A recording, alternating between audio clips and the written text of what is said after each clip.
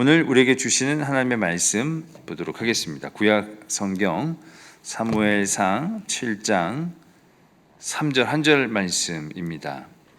제가 가지고 있는 구약 성경 417면에 있는 사무엘상 7장 3절 말씀 다 같이 한 목소리로 봉독 드리겠습니다. 사무엘이 이스라엘 온 족속에게 말하여 이르되 만일 너희가 전심으로 여호와께 돌아오려거든 이방 신들과 아스다롯을 너희 중에서 제거하고 너희 마음을 여호와께로 향하여 그만을 섬기라. 그리하면 너희를 블레셋 사람의 손에서 건져내시리라. 아멘. 하나님의 말씀입니다. 할렐루야. 네, 참으로 반갑습니다. 늘 하나님의 은혜가 우리 성도님들의 가정 가운데 가득히 임하시기를 축원합니다. 제가 몇 년 전에 성지 순례를 갔었습니다. 딱 이스라엘 그 성지를 향하여 비행기를 타고 공항에 내려서 이스라엘을 들어갔는데 딱 내리자마자 그 이스라엘 땅에서 그 풍겨오는 느낌과 감정이 여긴 정말 성지구나. 하나님이 사랑하신 나라, 하나님이 사랑하신 백성, 또 예수님이 태어나신 곳, 그러한 생각이 저의 마음 가운데 들었습니다. 아무래도 대부분의 모든 분들이 이스라엘을 성지 순례하시는 모든 분들은 그런 생각을 하셨을 겁니다. 성경에 많은 사건들이 일어난 곳, 예수님이 다니시던 곳, 또 많은 제자들과 함께 말씀하시던 곳, 그런 곳들이 있는 땅이다 보니까 마음 가운데 큰 벅찬 감동과 함께 하나님이 참 사랑하셔서 좋았겠다라는 생각을 해보았습니다. 지금도 이스라엘은 하나님 때문에 존재했지만 또 지금도 하나님 때문에 살고 있고 하나님으로 인하여 앞으로도 살아갈 것입니다.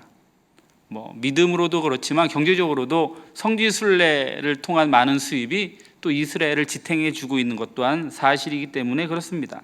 늘 하나님이 함께 하시는 곳, 하나님의 말씀이 있는 곳, 또 이스라엘 하면 하나님이 생각나는 그곳, 참 멋지고 아름다웠습니다. 근데 오늘 본문 배경을 살펴보면 이스라엘이 꼭 하나님과 늘 동행하지는 않았다라는 생각을 하게 됩니다. 하나님의 궤는 이스라엘 그 중심, 성막에 있어야 했습니다. 그런데 이 하나님의 궤가 그렇지 못했습니다. 왜냐하면 이스라엘이 블레셋과의 전투를 치르는 과정에서 하나님의 언약궤를 성막, 실로에 있는 성막에서 가져와서 전쟁을 치렀기 때문입니다. 사무엘상 4장 4절 말씀에 이렇습니다. 이에 백성이 실로에 사람을 보내어 그룹 사이에 계신 만군의 여호와의 언약궤를 거기서 가져왔고 엘리의 두 아들 홈니와 비느하스는 하나님의 언약궤와 함께 거기 있었더라. 이렇게 말씀 적고 있습니다. 하나님의 언약궤가 홈니와 비느하스와 함께 거기에 있었다. 거기는 에벤에셀입니다. 블레셋은 아벡의 진치고 이스라엘은 에벤에셀의 진을 치고 이제 서로 마주 대하고 있었죠. 이스라엘이 블레셋과의 전투를 승리하기 위하여 언약궤를 실로에서부터 가져옵니다. 그리고 전투를 치르기 위하여 열심히 싸웠지만 그들의 전투는 승리의 전투가 아니었습니다. 그렇게 하나님의 언약궤는 실로를 떠난 지 어느덧 이제 20년이라는 세월이 흘렀다라고 적고 있습니다. 이제 하나님과 함께 하지 않은 20년이 이스라엘 가운데 있게 된 것입니다. 그렇게 그 긴 세월, 20년이라는 세월을 이스라엘 백성들은 하나님을 섬기는 여호와의 언약궤를 늘 섬기며 함께 살았던 그들의 삶이 이제는 하나님의 언약궤가 부재한 그 상황 속에 살아가게 됩니다. 그 전에 하나님께 드리던 제사, 하나님과 함께 했던 그 기쁨의 모든 일들을 잊거나 혹은 그 중요성이 점점 사라지고 있음을 보게 되는 것입니다. 하나님의 말씀에 대한 경외도 떨어지고 하나님의 기대도 없이 살아가는 이스라엘의 모습을 보게 되는 것입니다. 그럼 언약궤는 무엇입니까? 언약궤는 모세가 시내산에서 40일 동안 머물면서 하나님의 말씀을 듣고 하나님께서 친히 그 말씀으로 두 돌판에 적어주셔서 그 말씀을 담아놓은 그것이 언약궤입니다. 그러니까 하나님이 직접 임재하셨고 하나님이 말씀하셨던 그 돌판을 담아둔 것, 그러니까 하나님을 상징한다라고, 하나님의 임재다라고 생각해도 될 그런 하나님의 언약궤라는 것이죠. 그 언약궤가 40년 동안 이스라엘과 늘 함께했습니다. 출애굽하는 모든 시간 가운데 함께했고, 광야를 지날 때, 어려움이 있을 때, 또 진을 칠 때 그 언약궤는 함께했습니다. 그리고 이스라엘 진 가운데에 그 언약궤는 항상 보관되어 있었다라는 것이죠. 그리고 심지어 이스라엘 백성들이 가는 어느 곳을 가든지 항상 언약궤가 앞장서서 이스라엘 백성들을 끌고 가는 그러한 하나님이었다라는 것이죠. 여호수아 4장 7절 말씀에 이런 말씀이 있습니다. 그들에게 이르기를 요단물이 여호와의 언약궤 앞에서 끊어졌나니 곧 언약궤가 요단을 건널 때에 요단물이 끊어졌으므로, 이렇게 나옵니다. 하나님의 언약궤가 이스라엘 백성들을 인도할 때에 하나님의 그 언약궤는 이스라엘의 모든 길들을 열어주었습니다. 늘 하나님께서 함께 하시고 어려움을 하나님의 모든 방법으로 해결해 주셨던 그것이 바로 언약궤라는 것입니다. 그러니까 이스라엘의 모든 삶의 자리, 그들이 움직이는 모든 곳, 그리고 그들의 삶을 인도하는 그 하나님, 그 존재 자체가 바로 언약궤라는 것이죠. 하나님이라는 것입니다. 그렇기 때문에 당연히 모든 일의 시작은 언약궤와 함께 했습니다. 언약궤 앞에서 제사하고 예배하고 절기 때마다 언약궤를 중심으로 모든 백성이 모여 기뻐함으로 하나님께 영광 돌리고 축제를 벌였던, 그들의 삶의 중심이었던 언약궤라는 것이죠. 근데 그 언약궤가 이스라엘을 떠난 지 20년이라는 세월이 흘렀다라는 것입니다. 20년이라는 세월은 결코 짧은 세월이 아닙니다. 우리의 삶 가운데 20년이라는 세월은 우리의 모든 삶의 방향과 형식을 바꿔놓기에 충분한 시간이라는 것이죠. 이스라엘 백성도 20년을 언약궤 없이 살면서 그들의 삶이 많이 변질되기 시작한 것입니다.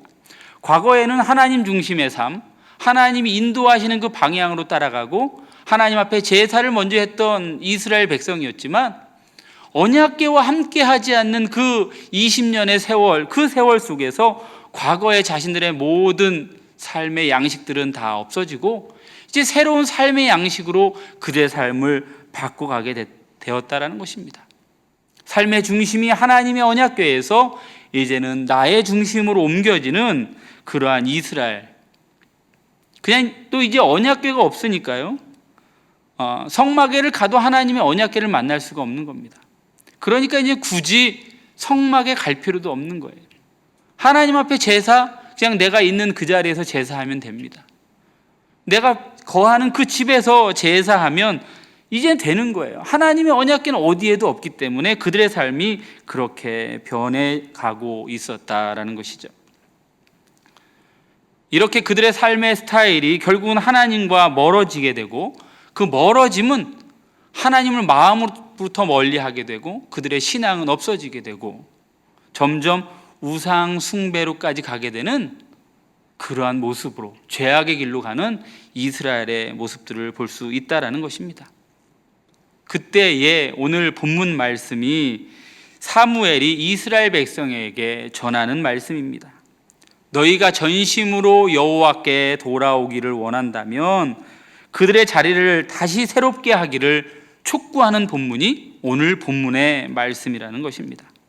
다시 말해서 이스라엘의 삶의 자리를 다시 한번 세우고자 사무엘이 이스라엘 백성 가운데 선포하는 말씀이라는 것이죠. 무너진 것을 다시 세우는 것은 쉽지만은 않습니다. 오늘 본문 3절에 보면 사무엘이 이스라엘 온 족속에게 말하여 이르되 만일 너희가 전심으로 여호와께 돌아오려거든 이방 신들과 아스다롯을 너희 중에서 제거하고 너희 마음을 여호와께로 향하여 그만 섬기라. 그리하면 너희를 블레셋 사람의 손에서 건져내시리라. 전투에서 패한 이후에 이스라엘은 아마도 블레셋을 두려워했을 것입니다. 그들로 인하여 괴로운 삶을 살고 있었고 억압받는 삶을 살고 있었을 것입니다. 하나님을 예배하는 것조차 자유롭지 못할 수 있었을 것입니다.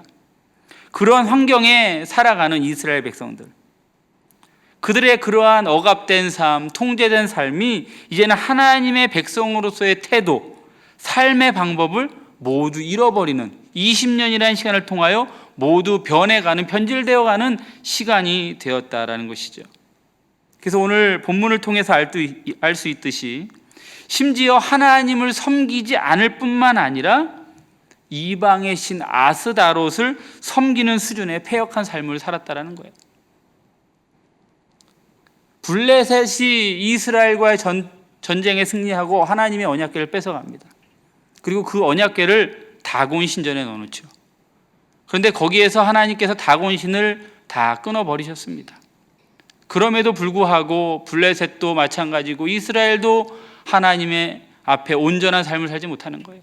아스다롯은 누구냐? 그 다곤의 아들 바알신이 있습니다. 그 바알신의 배우자 신이 풍요의 신인 그 아스다롯인 거예요. 그 신을 섬기며 이스라엘 백성들도 이제 이방 사람들과 똑같은 삶의 모양과 방식으로 살아가게 되었다라는 것이죠. 왜 그렇게 되었을까요? 이스라엘 백성들은 아무래도 자신들의 믿음이 없어진 이유를 블레셋의 침공으로부터 찾아보려고 할 것입니다. 그리고 하나님의 언약궤의 부재다라고 이야기할 수도 있을 것입니다. 하지만 가장 중요한 것은 하나님의 사람으로서의 삶과 그 자세, 믿음의 습관이 없어졌기 때문이다라는 것이죠.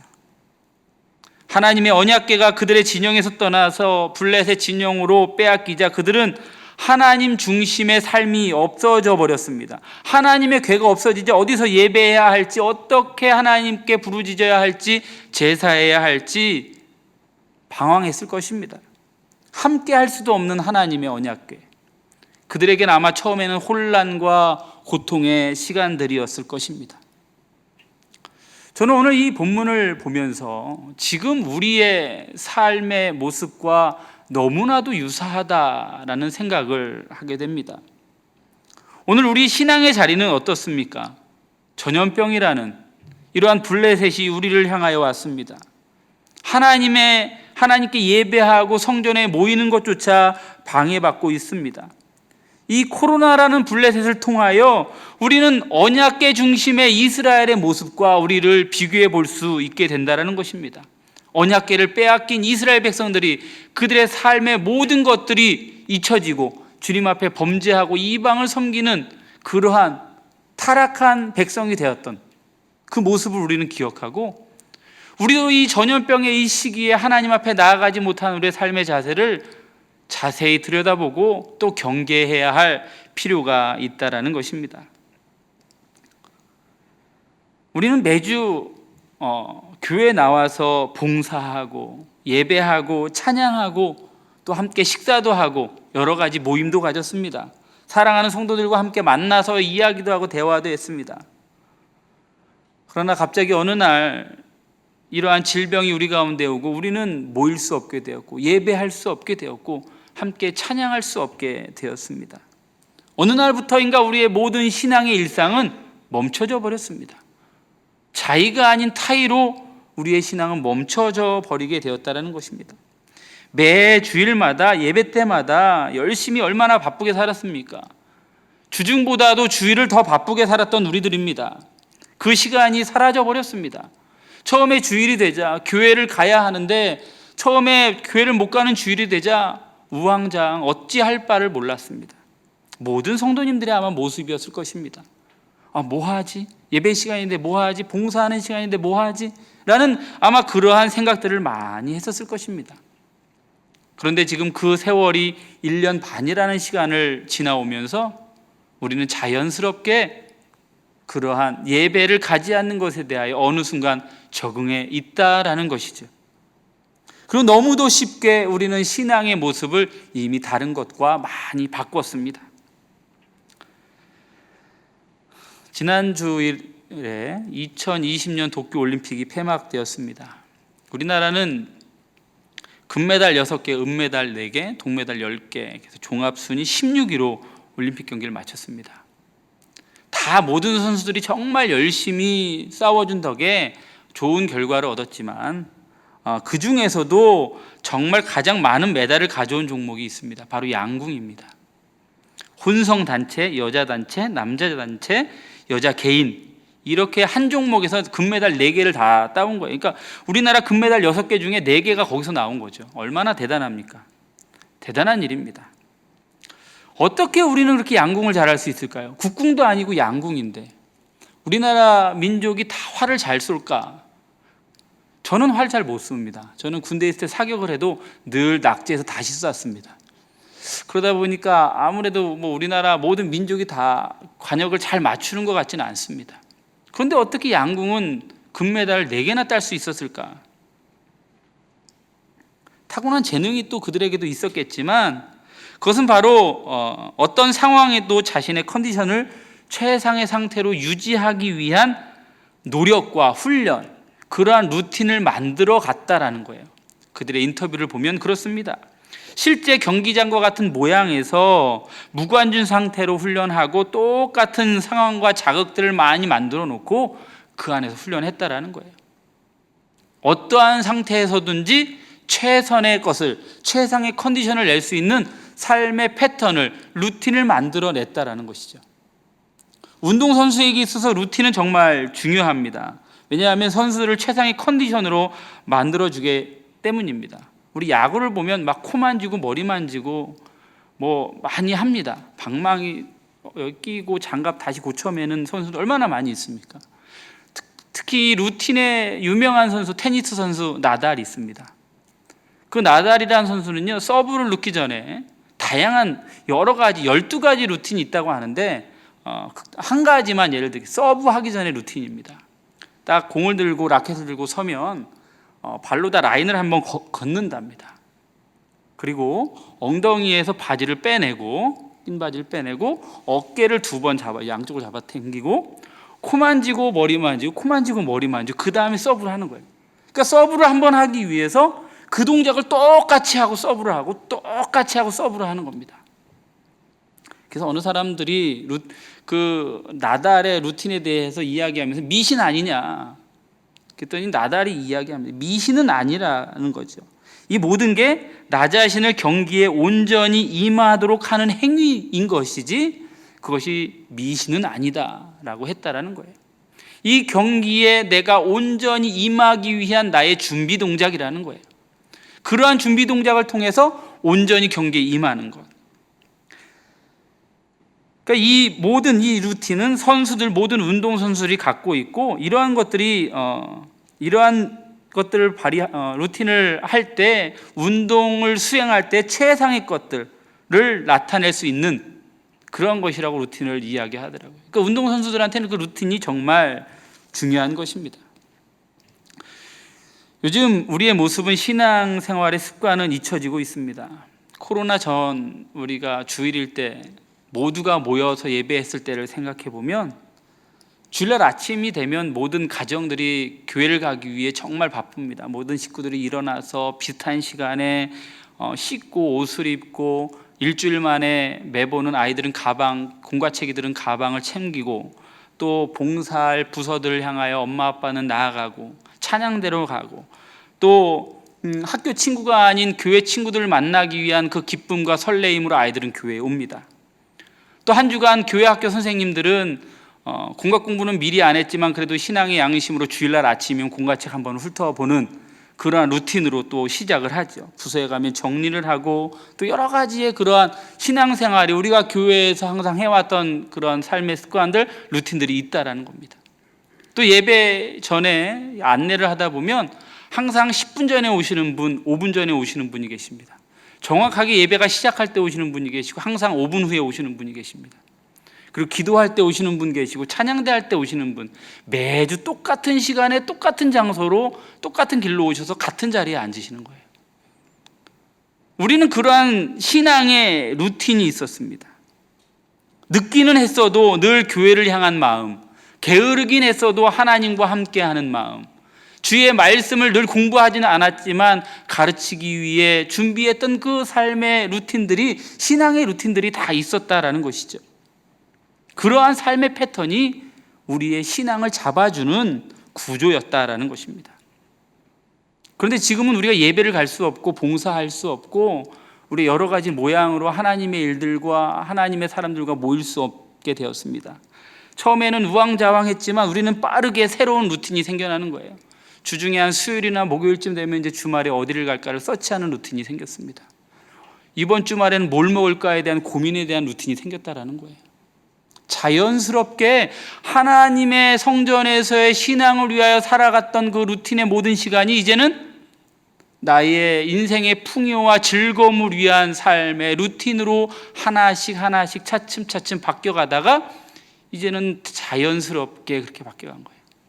그리고 어느 날 교회를 못 오게 된 날 처음에는 유튜브 예배 생중계 시간에 맞춰서 앉아서 하나님 앞에 예배했지만 이젠 자신의 편의에 따라서 편해진 시간에 앉아서 예배를 클릭하고 시청하는 시청자의 모두가 되어버리고, 그것도 더 나아가 이제는 어떻게 됩니까?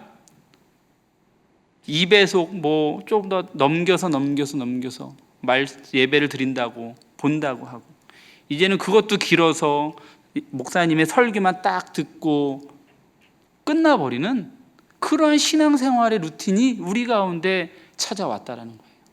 나도 모르는 사이에 하나님과 멀어지고 하나님을 섬기며 예배했던 우리의 삶의 습관들은 이미 없어지고 사라져 버렸다라는 것이죠. 과거에는 몰랐지만 매주 그냥 5분씩이라도 10분씩이라도 지각을 하더라도 성전에 예배하러 오던 우리의 모습, 게을렀던 나의 모습이었고 우리의 모습이었지만 그 루틴이라도 우리를 하나님의 말씀으로 신앙의 자리로 우리를 붙잡아 놓았던 신앙의 습관이었던 것입니다. 매주 공각 공부를 준비하지 못하고 그날 아침에 예배 전에 예배 시간에 공각 공부를 했던 모습의 교사였지만 그럼에도 불구하고 그것이 우리의 신앙을 붙잡아 놓았던 신앙의 삶의 습관이었고 우리의 루틴이었다라는 것입니다. 우리는 이러한 우리 신앙의 습관이 무너지고 있음을 경계해야 됩니다. 우리는 그것을 인지해야 하는 것이 중요한 것입니다. 오늘 말씀으로 보면 너희가 전심으로 여호와께 돌아오려거든 이방 신들과 아스다롯을 너희 중에서 제거하고 너희 마음을 여호와께로 향하여 그만 섬기라. 우리는 언약궤와 함께하던 그 시절에 우리의 습관으로 돌아가야 합니다. 그리고 지금 우리의 잘못된 습관, 우리의 잘못된 생각, 나의 모든 행동들을 우리는 버리고 우리의 가치를 세상이 아닌 이제 하나님을 향하여 우리의 마음을 여호와만을 향하는 삶으로 살아가야 하는 것입니다. 삶의 이유와 가치가 우리 하나님이심을 다시 한번 기억하고 우리의 삶의 모습들을 다시 한번 도전해 가야 할 시간이 된 것입니다. 우리의 비대면의 예배가 길어지면서 모두가 가정에서 영상으로 예배를 드리시는데 어느 주일 아침에 제가 교회 앞에 안내하다 나갔습니다. 근데 비대면으로 성전에서 예배로 드릴 수 없다 보니까 어떠한 성도분이 교회를 향하여 오시더니 머릿돌 앞에서 손을 모으고 간절히 기도하시고 그리고 돌아가시는 거예요. 들어올 수는 없지만 하나님의 성전에 와서 주일날 아침에 성전에 와서 그 머릿돌 앞에서 기도하고 가던 그 성도님의 뒷모습이 정말 아름다웠다라는 것입니다. 여행을 하고 싶어서 착륙도 못하는 비행기를 타고 한 바퀴 돌고 다시 탔던 공항에 내려서 가는 그러한 여행 상품도 있다고 합니다. 거기에 열심히 해요. 그러한 여행이라도 하고 싶다는 거예요. 그런데 우리의 신앙을 위해서는 우리는 과거의 모든 것 다 버렸습니다. 그리고 나의 편한 대로 우리가 신앙생활을 맞춰가는 거죠. 신앙은 우리의 마음과 영혼의 문제이기는 하지만 그 마음과 영혼이 몸을 주장하고 움직여야 하는 것입니다.